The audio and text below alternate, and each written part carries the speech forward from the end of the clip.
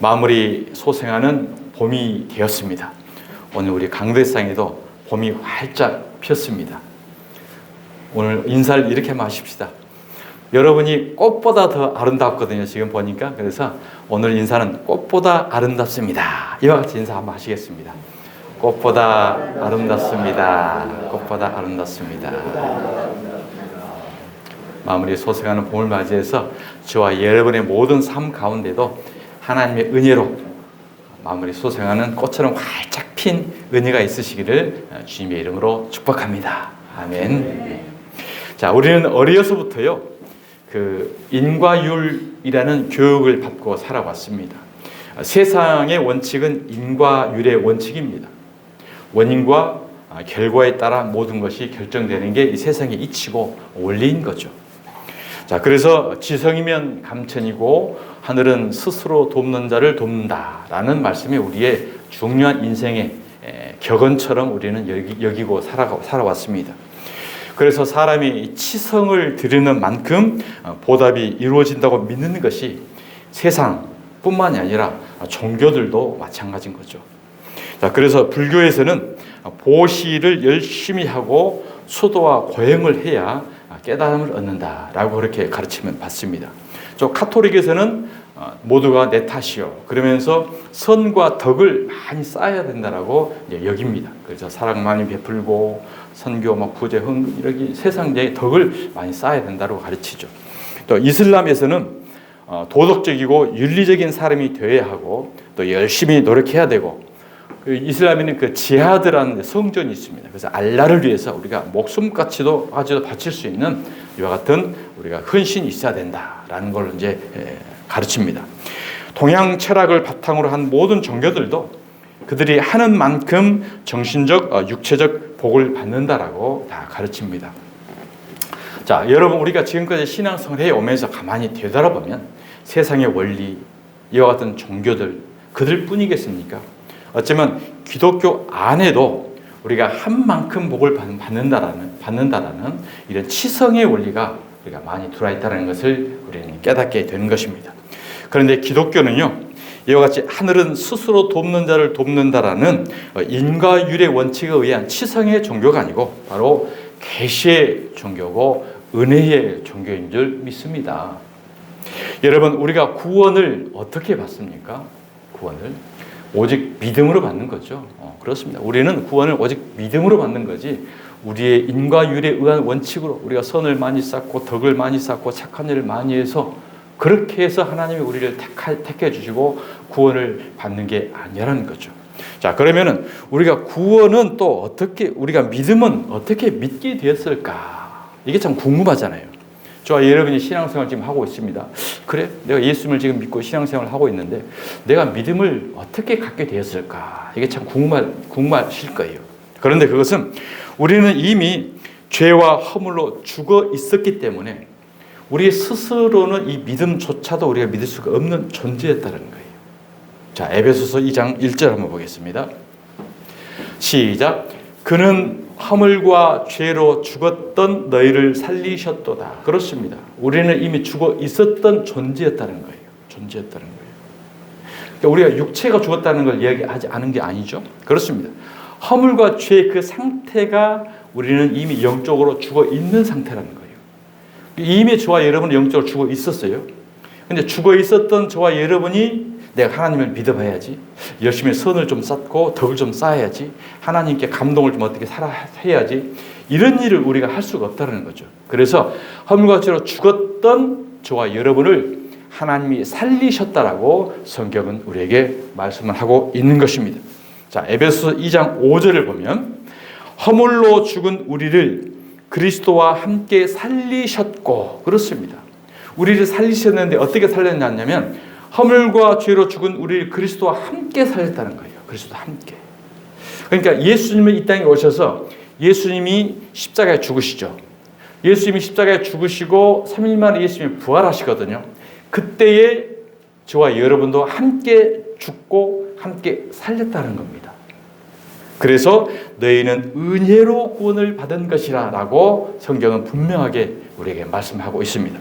자, 에베소서 2장 8절을 보면 너희는 그 은혜에 의하여 믿음으로 말미암아 구원을 받았으니 이것은 너희에게서 난 것이 아니요 하나님의 선물이라.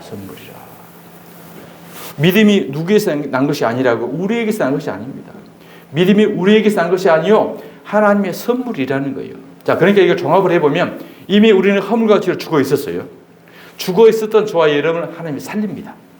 살려가지고 살려놓고 그 안에 성령을 넣어주셔요. 성령을 넣어주셔서 성령님께서 우리가 믿음을 깨닫게 하고 믿음을 깨달아서 예수를 믿고 구원을 받게 되었다. 이것을 성경은 우리에게 말씀하고 있는 것입니다. 그래서 오늘 성경에 오늘 본문에 굉장히 중요한 단어가 나오는데 하나님의 작정과 하나님의 예정이 나와요. 예정이.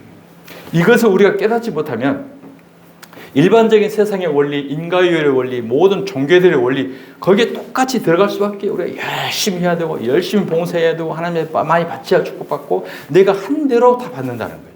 이건 세상입니다. 세상. 기독교는 절대 그게 아니에요. 우리가 죽었는데 어떻게 하나님을 알고 죽었는데 무엇을 들을 수 있고 말할 수 있겠어요. 우리는 아무도 그러니까 한마디로 예수를 복음을 정확하게 깨닫지 못하는 사람들은 살아있는 시체가 돌아다니는 거예요. 영적으로 보면 영적으로. 그런 이 진리를 깨닫는 자가 바로 죽었던 내가 살아났기 때문에 복음을 깨닫게 되고 은혜를 믿게 되었구나 라고 우리는 여겨지게 되는 것이라는 거죠. 자, 그래서 허물과 죄로 죽었던 우리를 살리셔서 거기에 은혜로 믿음을 부어주시고 믿게 하셨다라고 성경은 분명히 말씀합니다. 그래서 구원은 우리에게서 난 것이 아니라 하나님의 선물이라는 것입니다. 구원은 하나님께서 시작하시고 하나님께서 완성해 가셔요. 그 과정을 작정과 예정과 섭리라고 하는 것입니다. 신학적 용어로. 그래서 오늘 본문 4절부터 6절까지는 하나님께서 하신 일, 그리고 7절부터 12절까지는 성자 하나님께서 하신 일, 그리고 13절부터 14절까지는 성령 하나님께서 하신 일, 이것을 일목요연하게 딱 정리를 해놨습니다. 그러니까 우리가 성경을 보고 하나님을 믿고 신앙생활을 하면서도 이 맥락과 신학적 이 맥락을 모르게 되면 종교생활 남들하고 똑같이 해요. 쭉 해야 되고 열심히 해야 되고 덕을 많이 쌓아야 되고 그래야 하는데 우리가 복을 받는다는 거죠. 그렇다고 한다면 예수님이 십자가 필요가 없죠. 우리가 열심히 의를 쌓으면 되잖아요. 그러면 하나님이 이뻐해서 착한 일 많이 해서 복 주게 되고 구원하게 된다. 이것은 십자가를 어떻게 해요? 가리는 행위, 강의. 그것을 하나님은 가장 미워하는 거예요. 그러니까 우리가 신앙생활을 열심히 하고 세상에 좋은 일을 많이 했음에도 불구하고 하나님께 가장 미움받는 대상이 돼버릴 수 있다는 거예요. 세상에서는 박수 받는 건데 그들이 누구였습니까? 서기관과 바리새인들이었어요. 그들은 생명 바쳐서 말씀 숫자 조항까지 안 빼주고 다 지켰는데 그게 바로 하나님을 욕되게 하고 그리스도 십자가를 가리게 했던 악한 자라고 독사의 자식이라고 예수님이 저주해버렸잖아요. 그러니까 오늘도 평생 신앙생활 축도를 했는데도 그리스도를 헐고 교회를 핍박하고 예수를 죽이는 자가 될 수 있어요. 그게 성경이 누구였습니까? 사도 바울이었잖아요. 자신은 정말 가말리앙 문화성 율법주의 로마의 시민이고 완벽한 율법주의자였고 하나님을 정말 제대로 섬겨서 자기대로 섬기지 않은 자들, 예수 믿는 자들 다 죽이러 다녔어요. 죽이러. 그랬는데 그게 다메섹 도상에서 예수를 만나잖아요. 사울아 네가 왜 나를 죽이러 왔냐? 제가 언제 누구신데 죽이려 했겠습니까? 나를 신실하게 복음을 깨닫고 나를 신실하게 믿고 있는 자를 네가 핍박하고 죽이는 게 바로 나를 죽이는 거예요. 거기서 깨닫고 깨지잖아요. 깨지고 그 일평생 좌우명이 무엇이었습니까? 오직 예수 그리스도의 십자가의 도 외에는 다 배설물이에요. 이게 성경의 결론입니다. 다른 건 열심히 해야 되고 봉사해야 되고 사회 봉사해야 되고 헌신해야 되고 광야에 나가서 나라를 위해서 부채해야 되고 이건 다 뭐라고요? 똥이라는 거예요. 똥. 기독교에서 그걸 가르치는 것은 그걸 열심히 하다 지옥 가라고 똑같은 거예요. 복음, 내가 전하는 다른 복음을 전하면 저주를 받을지어다. 갈라디아서 1장 7절과 9절 이하에 계속해서 이야기해요. 사도들이 전한 복음, 사도들이 완성된 성경, 우리가 전한 이 복음 이외에 다른 것을 전하면 전하는 자나 받는 자나 다 저주받는다고 했어요. 이거 심각한 문제입니다. 그럼 우리 기독교 지금 되돌아보십시다. 우리가 평생 신앙생활을 종교생활을 했는가, 신앙생활을 했는가? 저주받을 것을 듣고 자랐는가, 생명, 영생 얻을 것을 듣고 자랐는가? 이것은 심각하게 우리가 신앙을 점검해 봐야 될 사항인 거죠. 자, 그래서 에베소서 1장 4절 오늘 본문 말씀입니다. 곧 창세 전에 그리스도 안에서 우리를 택하사 우리로 사랑 안에서 그 앞에 거룩하고 흠이 없게 하시오. 이 한 구절 안에 신학적 맥락이 전부 다 들어있어요. 창세 전에 우리를 작정하시고 우리를 택해 주셨습니다. 근데 그 택해진 과정이 어디요? 그리스도 안에서. 그리스도를 벗어난 것, 예수 그리스도의 십자가, 이것을 벗어난 택함이 아니라는 거죠. 그리스도 안에서 우리를 택했다. 우리로 사랑 안에서. 이 사랑 해석이 또 잘못돼요. 사랑 해석이 잘못돼서 가톨릭에서 아내를 사랑하고 자녀를 사랑하고 이웃을 사랑하고 구제를 많이 하고 헐벗은 자 그냥 밥 사주고 이 세상적 사랑을 많이 하라고 해요. 이것은 세상이에요. 세상의 인과율이에요. 이 사랑은 인간이 할 수 없는 사랑, 인간으로서는 도저히 할 수 없는 사랑. 그 사랑이 무엇입니까? 내 자식을 네 대신 죽여주시는 사랑, 아가페 사랑, 십자가 사랑이에요. 이 십자가 사랑 안에서 우리는 그 앞에, 하나님 앞에 거룩하고 흠이 없는 존재가 될 수 있다는 사실인 것입니다. 그래서 이 한 절 안에 모든 예정, 작정, 섭리, 구속사, 구원과 맥락이 지금 종합적으로 다 포함되어 있는 겁니다. 그래서 우리가 베풀 수 있는 사랑, 이것은 세상적 다 해야 돼요. 왜? 이 세상을 살아가는 우리 이론이기 때문에. 그러나 하나님을 안 믿는 사람들이 우리들보다 그런 사랑은 더 많이 하는 사람이 많습니다. 이단들 더 많이 해요. 사람들에게. 그런 사랑이 교회에서 이 사랑이 그 사랑이라고 가르치는 자체가 다른 복음이라는 거예요. 다른 복음. 다른 복음을 제하면 저주를 받을지어다. 갈라디아서 1장 7절 계속 나와요. 사도 바울이. 오직 예수를 십자가 또 교회에서 목사가 전하는 것이 십자가를 전해야지, 예수를 전해야지, 무슨 쓰레기 배설물을 전해? 그러면 전하는 자나 받는 자나 저주를 받을지어다. 분명히 성경은 그와 같이 말씀하고 있는 것입니다. 오늘 말씀에서 하나님은 시간적 공간적 배경을 이 우주가 탄생하기 전, 창세 전으로 올라가고 있습니다. 하나님께서 우주가 탄생하기도 전에 저와 여러분의 이름을 부르시고 그 부르신 이들을 하나님의 나라로 데려가시려고 우주를 창조하시고 그 목적을 향해 역사와 우주를 경륜하고 계신다는 모든 내용이 오늘 이 말씀 한 구절 속에 다 들어있는 거예요. 인류 역사는 인간이 만들어가는 것이 아닙니다. 우리가 보면 역사를 배우고 다 지금까지 세계사를 다 보면 사람들에 의해서 인류의 역사가 지금 이루어져 오고 있는 것 같죠. 그러나 이 성경을 우리가 영적을 깨달으면 이 인류 역사는 우리가 인간이 이루어가는 게 아니에요. 하나님께서 다 이루어가시고 인간이 또한 바꿀 수도 없어요. 인간이 바꿀 수도. 하나님은 이스라엘 민족이 애굽에 들어가 400년 동안 종살이 할 것을 이야기합니다. 종살이 할 것을 이야기하고 그리고 마침내 모세라는 사람을 태어나게 해서 모세가 성장을 해서 모세를 통해서 이스라엘 백성을 애굽을 하게 하고 광야를 가고 이것을 모세가 태어나기 전에 700년 전에 하나님이 이야기를 해줍니다. 아브라함은 BC 2000년 전 사람이고요. 모세는 BC 1300년 사람이에요. 그러니까 모세가 태어나기 전 700년 전에 이미 하나님이 아브라함이 이야기해요. 아브라함아, 네 후손들이 애굽이라는 것에 포로 끌려갈 거야. 그러니까 400년 동안 죽도록 종노를 거야. 그리고 그들이 더 이상 사무쳐서 더 이상 살 수 없는 사무쳐서 하나님을 향해 부르짖을 때 그때 내가 모세를 태어나게 해서 선지자로 세울 거야. 그때 다 구속할 거야. 이 계획을 구속사를 하나님이 다 모세에게 알려줬다는 거죠. 그때뿐이겠지만 지금도 마찬가지예요. 지금도 그 구속사와 섭리 가운데 우리는 지금 들어와 있는 거예요. 서울에서 부산을 가게 되면 열차가 가죠. 서울에서 출발하면 그 열차는 부산까지 갑니다. 그러면 그 안에서 우리는 사람끼리 밥도 먹고 떡도 먹고 화장실도 가고 싸움도 하고 그냥 숨도 쉬고 다 해요. 그 큰 섭리 안에서 우리가 행하는 작은 일들이 있는 거지. 우리가 지금 서울에서 부산 가는 기차를 우리 안에서 스스로 자 부산 가지 말고 목포로 가라.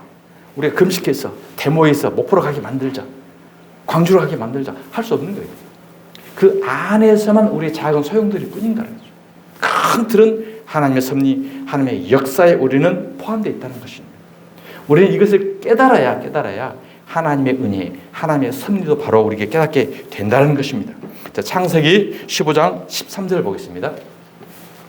여호와께서 아브라함에게 이르시되 너는 반드시 알라. 지금 모세 태어나기 전 700년 전에 하나님이 아브라함에게 한 얘기예요.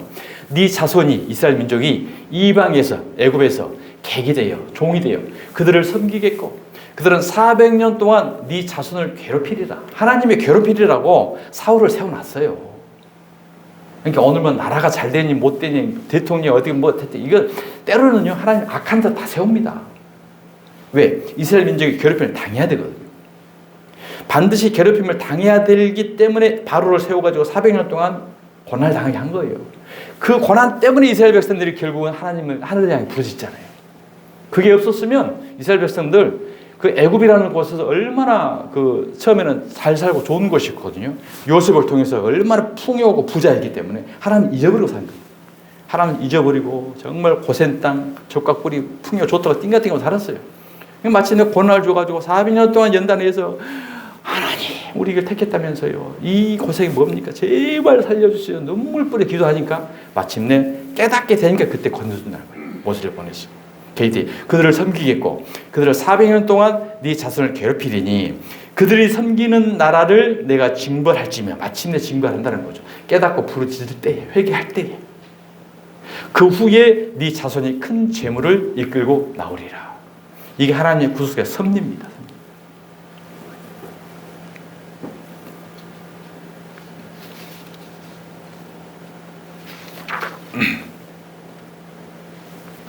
자, 이렇게 인류는 하나님께서 하나님의 백성들을 위해 이끌어 가시고 계신 것입니다.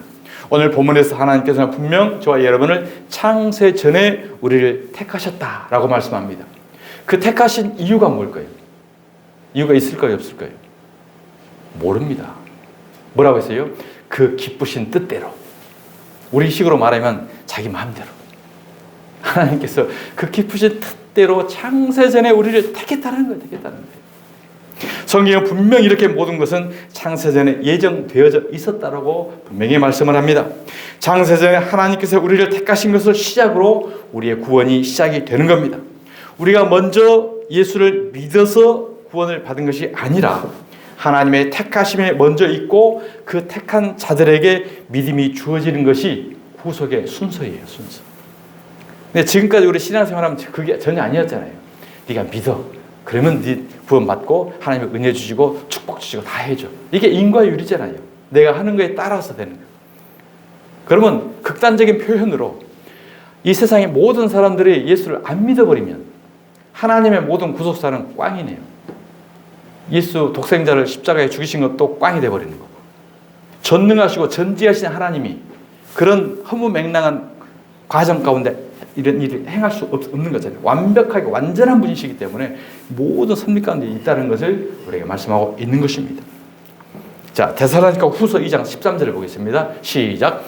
주께서 사랑하시는 형제들아 우리가 항상 너희에 관하여 마땅히 하나님께 감사할 것은 하나님이 처음부터 너희를 택하사 성령의 거룩하게 하심과 진리를 믿음으로 구원을 받게 하심이니. 그렇습니다. 우리는 마땅히 하나님께 감사할 것밖에 없다는 거죠. 하나님이 처음부터 너희를 택하사 창세전에 성령의 거룩하게 하심과 진리를 믿음으로 구원을 받게 하셨다라고 성경은 우리에게 말씀을 합니다. 우리가 믿어서 구원을 얻는 것이 아닙니다. 하나님께서 우리를 구원에게 이르게 하시려고 우리를 택하셔서 진리를 믿게 하심으로 우리가 구원을 얻은 것입니다. 사도 바울의 고백이고 또한 베드로 사도의 고백입니다. 베드로전서 후서 전서 1장 2절입니다. 시작. 곧 하나님 아버지의 미리 아심을 따라 성령이 거룩하게 하심으로 그 순종함과 예수 그리스도의 피 뿌림을 얻기 위하여 택하심을 받은 자들에게 편지하노니 은혜와 평강이 너희에게 더욱 많을지어다. 똑같은 말씀이죠.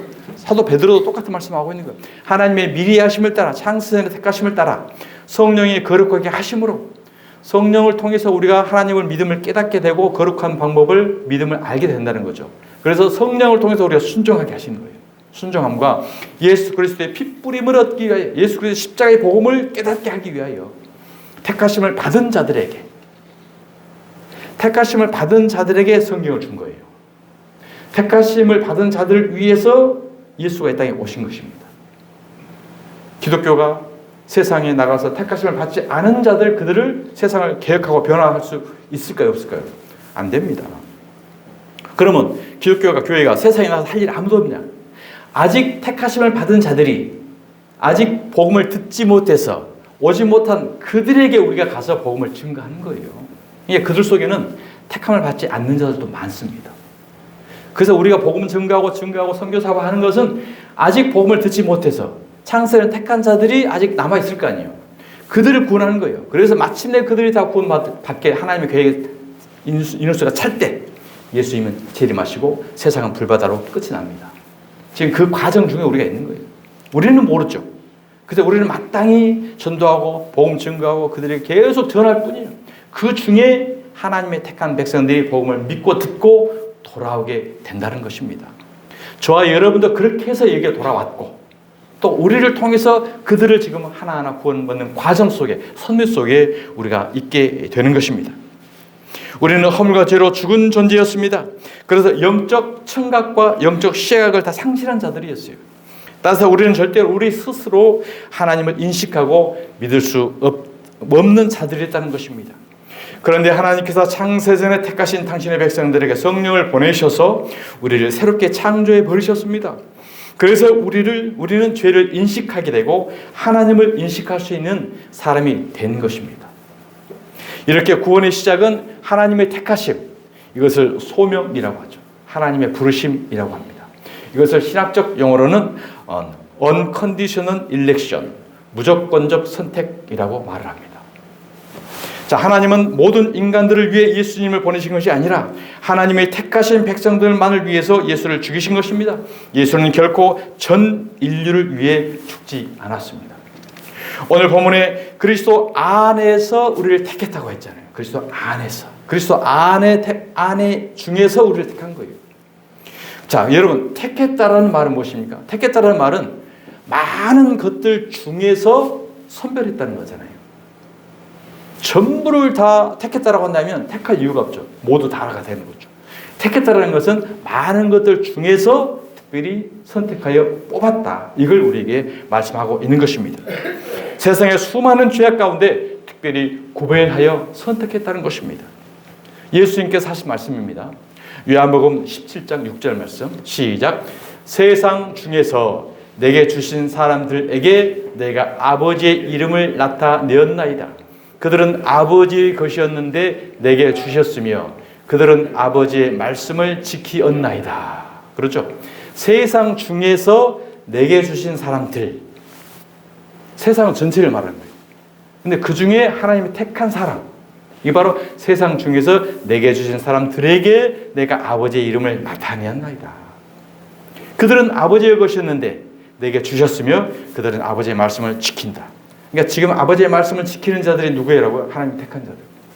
아버지의 말씀을 지키지 못하고 아버지의 말씀을 깨닫지 못한 자들은 아직 세상 중에서 택함을 받지 못한 자이든지, 택했지만은 아직 복음을 깨닫지 못한 자이든지, 복음을 제대로 듣지 못한 자이든지, 그런 경우에라는 것입니다. 세상의 수많은 죄악 가운데 특별히 구별해 택했다라고 말씀하고 있습니다. 요한복음 17장 9절 말씀입니다. 시작. 내가 그들을 위하여 비옵나니 내가 비옵는 것은 세상을 위함이 아니요 내게 주신 자들을 위함이니이다. 그들은 아버지의 것으로소이다. 그렇죠. 예수님께서 지금 기도하고 계시거든요. 기도하시는데 예수님께서 그들을 위하여 빈다. 그들이 누굽니까? 하나님의 택한 자들.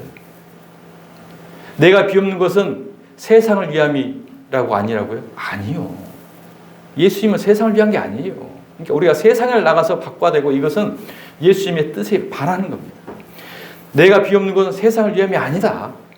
내게 주신 자들을 위함이 바로 하나님이 택한 이 복음을 깨닫고 진리 가운데 있는 자들을 위해서, 자들을 위하다고 분명히 말씀하고 있어요. 그들은 아버지의 것이로소이다. 그렇습니다. 하나님의 택한 양들만 그래서 예수님의 음성을 듣게 되어 있어요. 예수님의 택한 자들, 하나님의 택한 자들, 예수님의 양이 아니면요, 복음을 못 듣습니다. 복음을 깨닫지도 못합니다. 요한복음 10장 26절입니다. 시작. 너희가 내 양이 아님으로 믿지 아니하는도다. 내 양은 내 음성을 들으며 나는 그들을 알며 그들은 나를 따르느니라. 내가 그들에게 영생을 주노니 영원히 멸망하지 아니할 것이요 또 그들을 내 손에서 빼앗을 자가 없느니라. 그렇습니다. 믿지 않은 자는 누구라고요? 내 양이 아니라는 거예요. 복음을 듣지 못하고 곁길로 가는 자는 누구라고? 내 양이 아니라는 거예요. 내 양은 내 음성을 들으며, 내 음성이 무엇입니까? 예수님의 복음 십자가예요. 십자가 도예요. 이것을 듣고 깨닫는다는 거죠.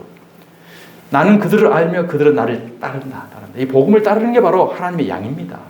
세상, 세속, 인과율, 법칙, 기복, 잘복, 신비, 은사, 이것 따르는 것은 복음이 아니잖아요. 다른 복음이잖아요. 그들은 누구예요? 아직 양이 아니든지 복음을 깨닫지 못했든지 내가 그들에게 영생을 준다. 하나님은 하나님의 백성들만을 위해 이 역사를 경륜하고 계신 것입니다. 그리고 그들만을 위한 하나님의 나라를 이미 완성해 놓으시고 나머지들은 어떻게 해요? 엑스트라로 사용하는 거예요. 땔감으로 사용하는 거예요. 마귀들까지. 우리가 영화, 연속극, 드라마 보면 주인공이 있고 엑스트라들 많이 있잖아요. 엑스트라 한번 진행하면 끝나는 거예요. 소모품이에요, 소모품. 그들 중에서, 그들을 통해서 하나님의 백성들을 천국 백성을 만들어 가시려는 섭리였다는 거죠. 이것을 우리가 깨닫게 되면 성도인 저와 여러분이 얼마나 존귀한 존재인지, 얼마나 기가 막힌 하나님의 은혜 가운데 있는지 우리가 고백하지 않을 수가 없다는 거예요. 그래서 에베소서 1장에서 사도 바울이 처음으로 탄성이 터져 나온 소리 무엇이었습니까? 찬송하리로다. 너희들 제발 찬송하리로다. 감옥 안에 갇혀 있으면서 이것을 깊이 깨닫고 보니까 그 수억만 중에서 나를 하나님이 창세전에 택하셔서 나를 위해서 대신 죽어주시고 이것을 깨닫게 보니까 이 감옥도 천국인 거예요. 그래서 이것을 제발 너희들도 깨닫고 하나님을 찬송하기 원한다. 세상 인과율에 의한 이런 세속적인 것에 여전히 파묻혀서 먹고 사는 문제에서 이거에 국한되지 말고 영적인 것을 깨닫기 원하는 마음으로 사도 바울이 간절한 마음으로 저와 여러분에게 이 편지 서신을 우리에게 주신 줄 믿으시길 바랍니다. 하나님께서는 성경 전체 역사를 통해서 이렇게 하나님의 백성들을 남겨두셨어요. 그래서 그들은 남은 자인 렘넌트라고 합니다. 렘넌트. 성경의 역사를 보면 그 작은 소수 남은 자들을 통해서 구속사를 계속 이끌어왔어요. 하나님은 많은 자들, 큰 자들 이것을 통해서 하나님의 역사가 없어요. 그들은 불쏘시개 땔감으로만 사용했지 그 속에서 정말 소수의 작은 자들을 통해서 하나님의 역사를 이끌어왔다는 거예요. 좁은 문으로 들어가라. 멸망으로 인도하는 문은 크고 그 길이 넓어 거리로 들어간 자가 많고 생명으로 인도하는 문은 좁고 협착하여 찾는 자가 적다. 마태복음 7장 13절에 말씀하고 있습니다. 구약시대의 창세기 때 하나님의 백성들 그 많은 수많은 인류를 노아의 8가족만 살리고 싹 다 죽였습니다. 우리 인과율에 의하면 이건 너무한 거잖아요. 그래도 우리 모든 인간이 살아가는 데는 민주국가이거든요. 다수국가. 많은 것을 선택하고 작은 것을 소멸시키는 게 인과율의 원칙이에요. 8명 이외에 전 인류를 다 멸해서까지라도 하나님은 구속사를 렘넌트를 이어가시는 거예요. 큰 교회, 많은 사람 좋습니다. 부럽습니다. 그러나 그걸로 인해서 하나님은 섭리해 가지 않습니다. 무엇으로요? 오직 예수 그리스도의 십자가 복음의 진리로만 역사를 이끌어 가신다는 사실을 기억하시길 바랍니다. 그 렘넌트, 남기는 자, 남는 자가 저와 여러분이 되기를 원합니다. 오늘 이 시대에 많은 교회가 있고 정말 보란듯한 국물 같은 교회들 많이 있지만 그걸 우리가 부러워할 것이 아니라 오직 예수 그리스도 십자가의 도 하나님의 원하시는 렘넌트로 남는 교회 성도가 되시기를 주님의 이름으로 축원드립니다. 죄인들 중에 하나님께서 하나님의 뜻으로 하나님의 백성들을 남겨가시는 것입니다. 자, 로마서 11장 2절입니다.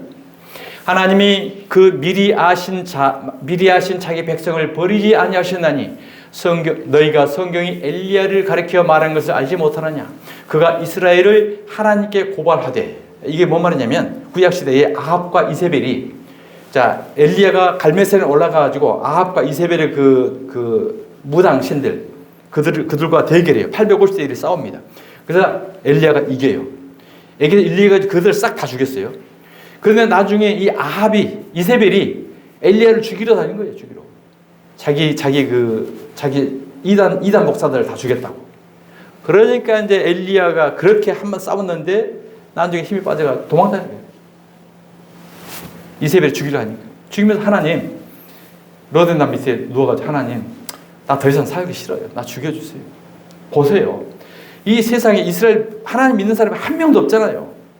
모든 교회들이, 모든 목사들이 전부 바알, 아세바, 무속주의, 신비주의 다 싸빠지고 다 멸망했잖아요.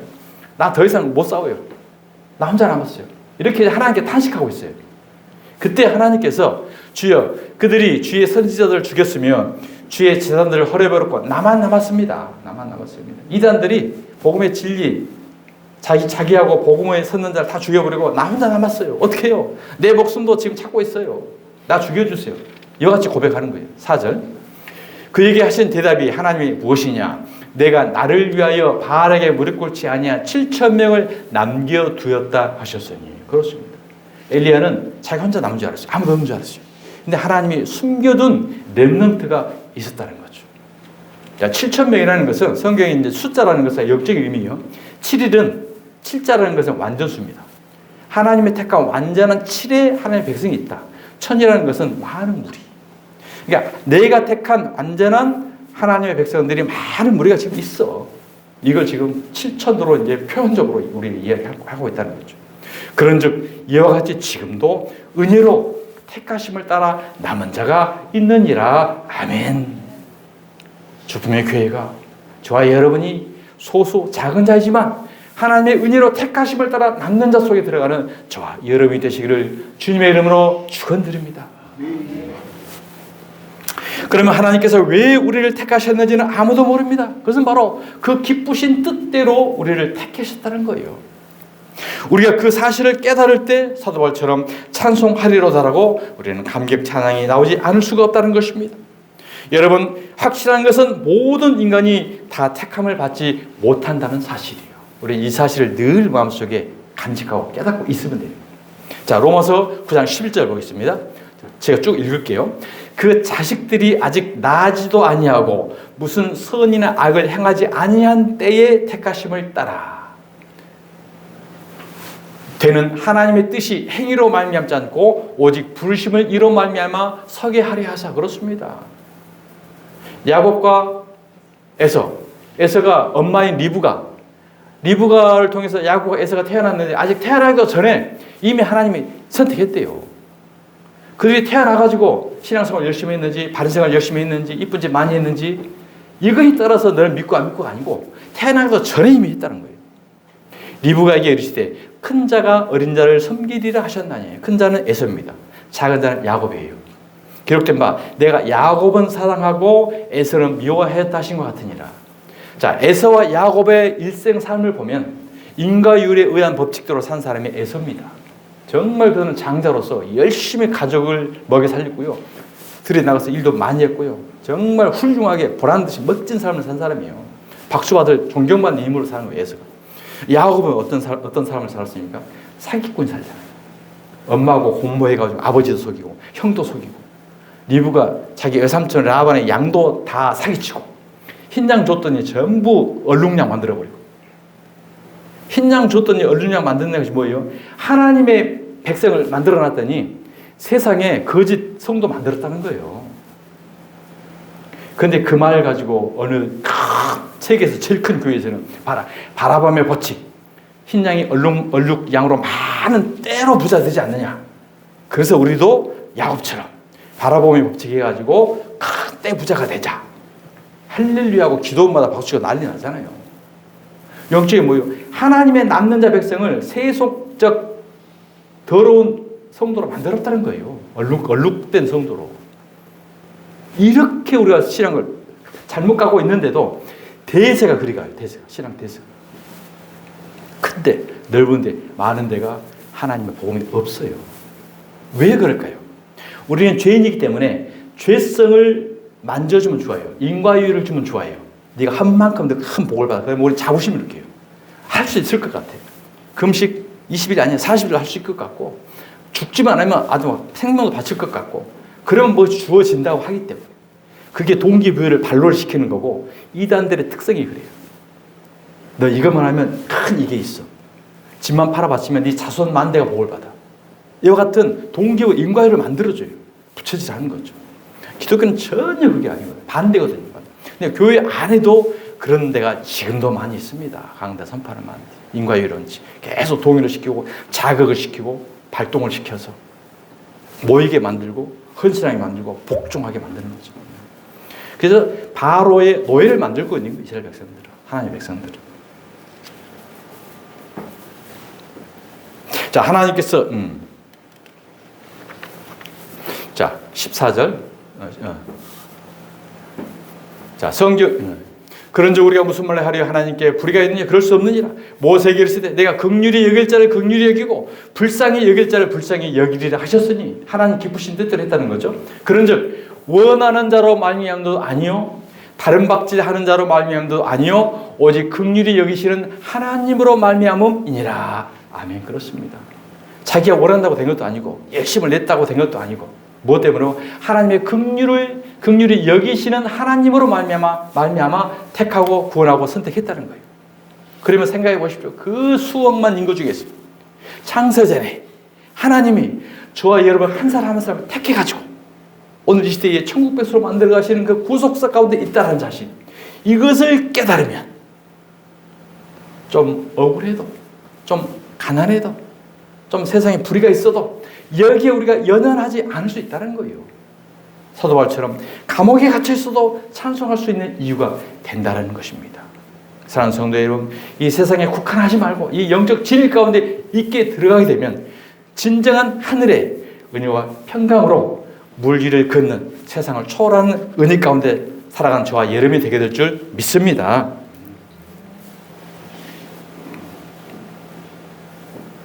자, 19절.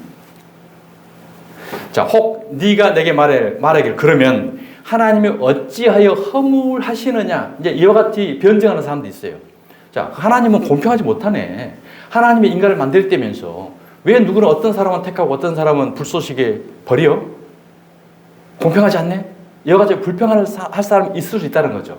그것을 가정을 해서 사도 바울이 우리에게 이야기하는 겁니다. 하느냐? 누가 그 뜻을 대적하느냐? 하리니 이 사람아, 네가 누구이기에 감히 하나님께 반문하느냐? 네가 누구에게 감히 하나님께 따져? 이 소리.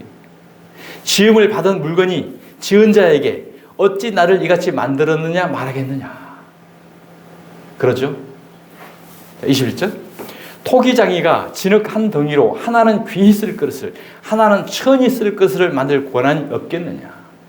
만일 하나님이 그의 진노를 보이시고 그의 능력을 알게 하고자 하사 멸하기로 준비된 진노의 그릇을 오래 참으심으로 관용하시고, 그러니까 이것 때문에 이제 많이 이야기. 자, 세상에 악한 사람들 있고 독한 사람도 있고 세상에 불이 세상을 저런 사람들도 있는데 하나님이 살아계신다고 한다면 저런 자들 빨리 쓸어버려야지 왜 저렇게 놔둬?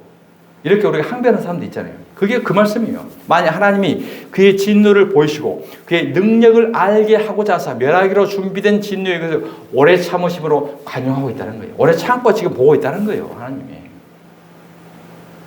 그래서 바울이 사울 애굽의 왕 바로 왕을 이런 걸로 만든 거예요. 바로 왕을 이렇게 악의 도구 관용하시고 또한 영광 받기로 예비하신 바 긍휼히 그 그릇에 대하여 그 영광의 풍성함을 알게 하고자 하셨을지라도 무슨 말을 하리요? 우리는 이유의야를 댈 수 없는 거예요. 하나님께서 왜 그 악한 자를 여전히 놔주고 있는 건지, 하나님이 택한 교회 선한 사람들을 핍박하게 하는 건지도 하나님의 뜻이라는 거예요. 결국 그 뜻이 무엇일까요? 우리의 마음과 뜻과 정성이 하나님께로 향하게 하려고. 이 고난이 개인적 고난일 수 있고 국가적 고난일 수 있고 우주적 고난일 수 있어요. 이것은 결국 우리 하나님 백성을 향한 모든 것을 우리에게 섭리하는 것입니다. 자신의 개인적 권한이 무엇입니까? 내가 하나님을 향하지 못하고 세속을 향하고 내 이기심과 자존심과 욕심을 채우고 있다고 한다면 이것을 깨고 부시게 하려고 하는 하나님의 섭리였다는 것입니다. 야곱과에서는 한 어머니 뱃속에서 쌍둥이로 난 자들인데 태어나기도 전에 야곱은 사랑하고 에서는 미워하셨다고 말씀합니다. 우리가 무엇을 잘해서 택함을 받고 구원을 받는 것이 아니라는 것입니다. 이유는 하나님의 기쁘신 뜻대로 그분의 긍휼하심을 따라 구원을 받은 것입니다. 우리는 피조물입니다. 그냥 하나님의 결정 앞에서 엎드려 그저 감사할 뿐인 것입니다. 여러분, 그러면 이제 우리가 여기서 한 가지 의문이 드는 의문이 있을 거예요. 자, 어차피 이렇게 하나님이 작정하고 예정되어 있다고 한다면 굳이 우리가 전도할 필요가 있겠는가? 이런 생각 들어야 안 들어요? 들죠? 이런 생각이 들어야 돼요. 그래야 지금 성경서로 지금 듣고 깨달으면 들어오고 있는 거예요. 나도 그래 들거든요. 자, 그랬는데 그렇다고 한다면 하나님께서 창세전에 작정을 하시고 그 목적을 이루기 위한 수단과 방법도 함께 정하셨다는 것입니다. 그게 바로 섭리라는 거예요. 섭리. 이 하나님께서 작정하시고 예정하시고 구속사를 섭리 가운데 이끌어 가시잖아요. 섭리 속에 저와 여러분을 전도, 충성, 봉사, 헌신을 넣어 놓은 거예요. 그러니까 우리가 하고 싶어서 하고 하기 싫어서 안 하고 이건 뭐예요? 하나님의 섭리를 거역하는 거예요. 저와 여러분에게 재능 주신 거, 물질 주신 거, 건강 주신 거 이것을 통해서 무엇하게 하려고? 하나님의 섭리의 도구로 쓰려고. 오늘 꽃이 얼마나 아름답습니까? 제가 지금 오늘 기분이 너무 좋습니다. 하나님께서 우리 장로님을 섭리로 사용하셔서 3월에 만물이 소생하는 꽃을 다 갖다 놓으니까 제가 참 웃을 일이 별로 없었는데 계속 웃으면서 지금 이렇게 설교를 하게 되고 여러분이 다 꽃으로 보여요. 지금 다 꽃으로. 이게 하나님의 섭리의 과정지고 우리가 있는 겁니다.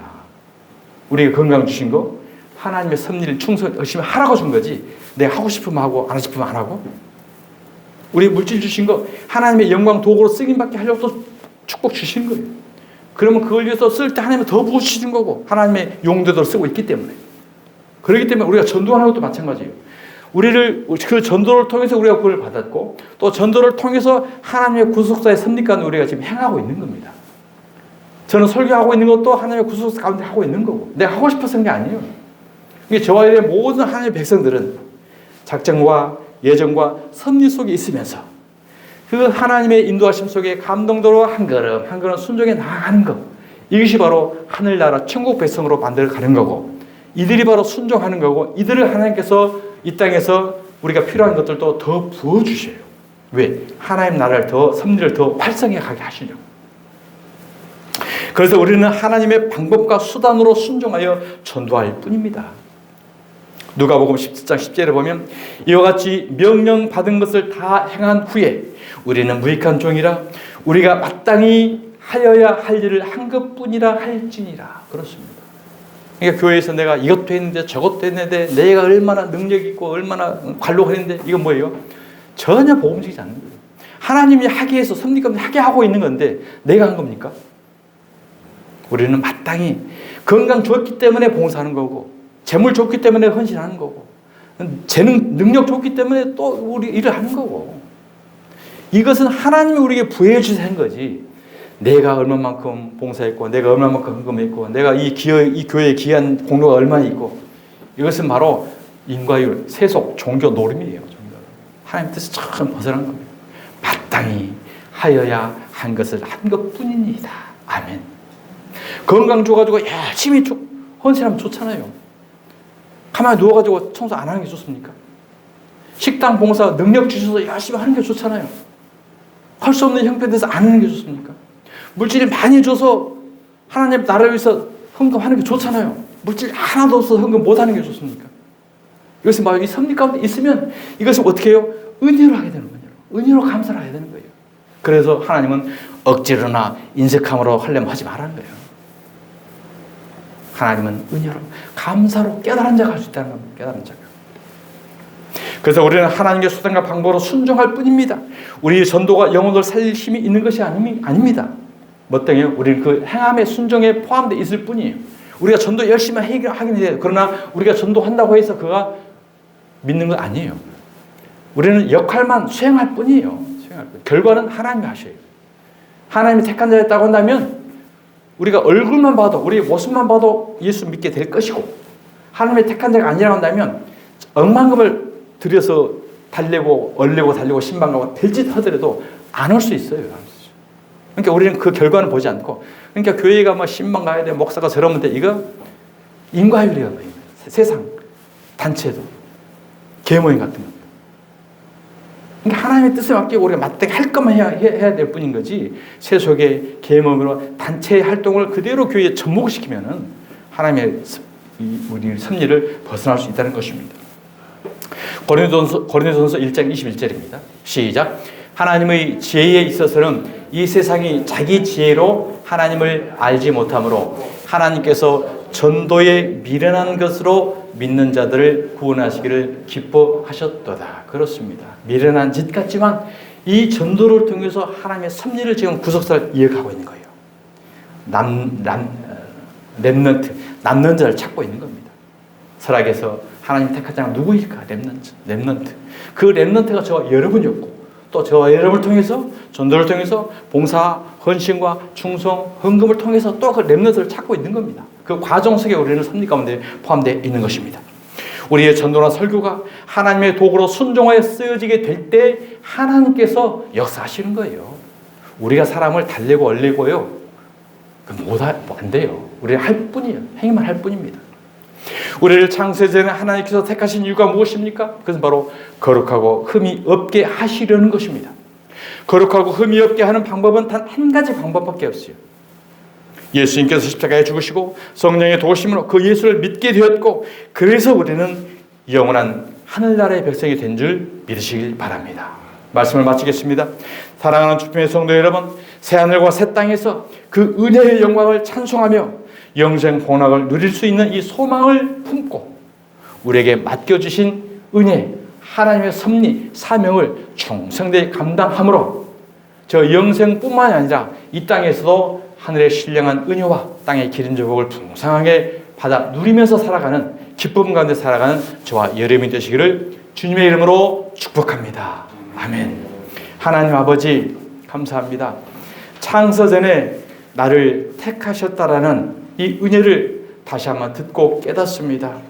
저는 내가 열심히 해서 내 의대로, 내 욕망대로, 내 자랑인 줄 알았는데 그 모든 것이 하나님의 작정과 예정과 섭리 속에 있으면서 나를 통해서 또 남긴 자를 찾기 위한 하나님의 은혜의 구속이라는 것을 깨닫게 되었습니다. 이제 지난날 내가 이루었던 것들 나를 내세우지 않고 다 하나님의 은혜만을 자랑하며 감사하며 마땅히 한 것뿐이다라고 고백하면서 하나님의 영광만을 높이는 교회가 되고 성도도 될 수 있도록 성령으로 함께하여 주시옵소서.